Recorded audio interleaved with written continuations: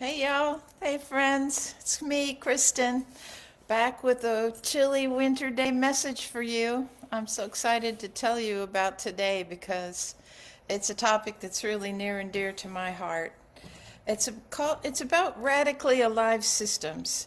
And for many of us, especially those of us like me, I'll be 70 years old on my birthday this year.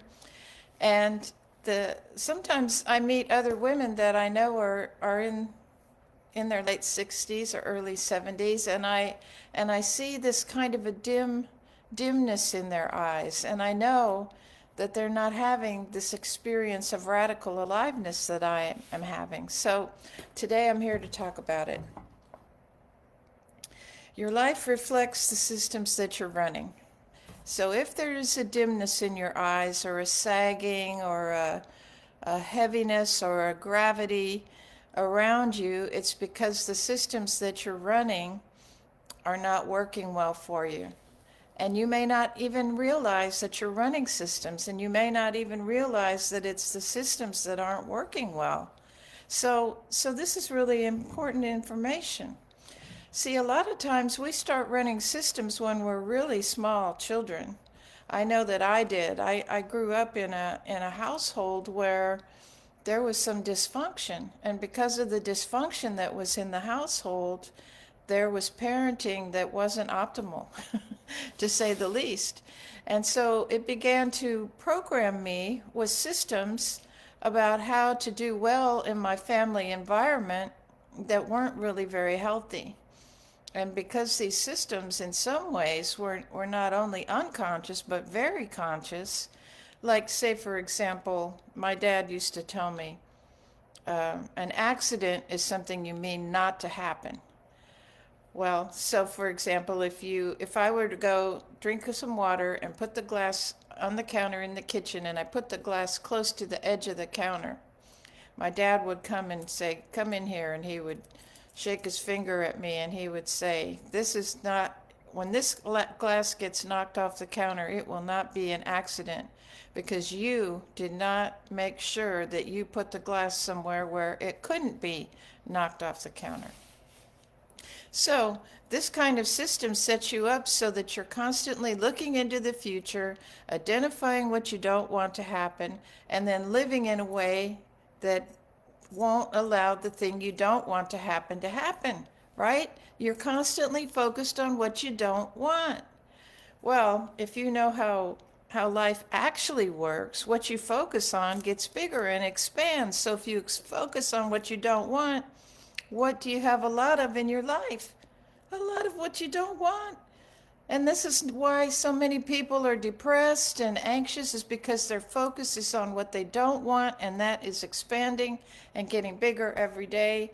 And so the light goes out of their eyes, and their face gets heavy, and the gravity around them is weighing them down, and sometimes you get this kind of stooped posture. Well, those are all symptoms of bad systems. But you can change your systems at any time. It's a matter of getting conscious about them and deciding what you want to do about it. So one thing that I realize is that despite the fact that the number of trips around the sun has a biological impact, and I certainly am not trying to say it doesn't, how much you age in those trips around the sun isn't so much about the trips around the sun as it is about these systems that I'm talking about. And one of the systems, for sure, without any doubt at all, is what I call the aging default. And the aging default is a system that is going to run unless you do something about it. It's this whole hell to get old belief. It's this, you're used up, washed up, burned up, exhausted, fatigued. Old people are irrelevant. All the things that when you were 20 years old, it's like, oh gosh, I don't want to be an old person. And my dad used to say, getting old is hell. Well, I'm here to disagree with that. And I say, getting old is heaven, right? We all know people that are not going to get old because they're already gone. In my high school graduating class, it is scary how many people are not going to get old in my class. And I feel the privilege of having more trips around the sun ahead of me. And if you're not thinking of it that way, I invite you to reconsider. Because if you adopt my dad's vision of getting old as hell and you focus on the hell, guess what's going to expand in your experience? The hell! Nobody wants that. Believe me, you don't want that. You want your life, as long as you're here to live it, to be in a joyous adventure. And it can be with the right systems.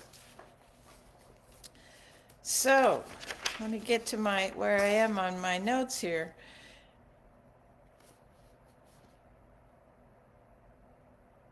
Children, if you don't really understand what I mean by radical aliveness, you need to get around a little kid. Little kids are naturally radically alive. I mean, unless they have a health challenge or something like that, but a healthy young child is radically alive. Their life is focused on wonder and curiosity and joy and discovery and this feeling of vibrancy. Every day is an adventure to a little kid, right? I mean, my grandson, when he was a little boy, oh my gosh, every time that he came and stayed with me for any amount of time, he was just such the guru on how to be a joyful human being. And in trying to keep up with him, which is by the time he was 2 and 3 years old, was already not getting easy, keeping up with him was a joyful experience. He taught me so much about radical aliveness. And you were a 2 and 3 year old kid too. You know from inside what it means to be radically alive. But why are you having trouble living that way?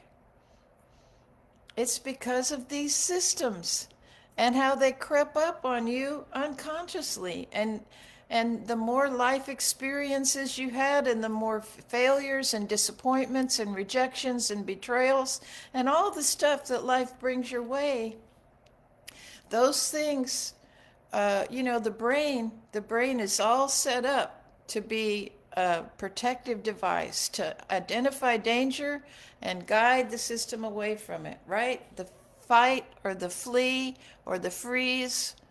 Those are three systems that are meant to protect you from danger. But unfortunately, we are not attacked by too many saber-toothed tigers anymore. And that very same system that works great when there's a saber-toothed tiger in the mix isn't quite so good at identifying the dangers of modern life. So it's constantly these old systems of safety are tripping us up into reacting in ways that fight, flight, or freeze comes out. And instead of meeting challenges with the kind of youthful enthusiasm that you had when you were learning to walk. Now, if you want to talk about a dangerous system, that's a dangerous system, learning to walk. When you don't know how to walk, it's dangerous. You are going to fall down a lot. But you know what little kids never do? They don't make it mean anything. Even when they fall down and have a little owie, as soon as they're over it, they're back up, holding onto the coffee table, going around one step at a time, taking up their courage and letting go of the coffee table and taking off into the middle of the room. Well, they fall down sooner or later. But you know what? It doesn't mean anything to them, so they don't have this massive system that says, don't try something new.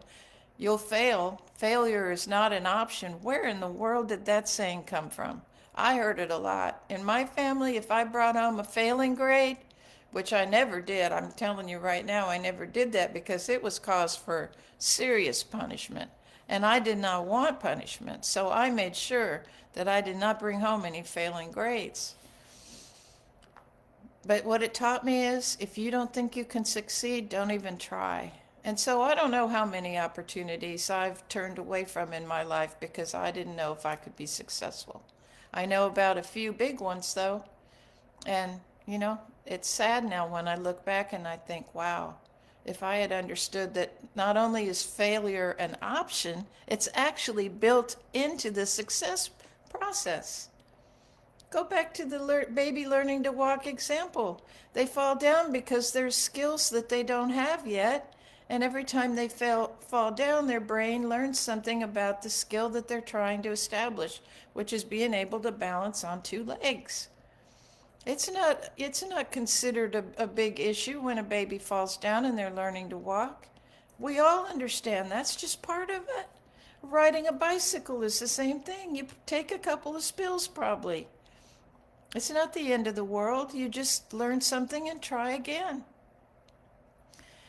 So, this loss of radical aliveness that leads to the dimming and the eyes that don't sparkle and the face that's long and the heavy gravity that's pulling you down, those are all expressions of systems that are not working for you.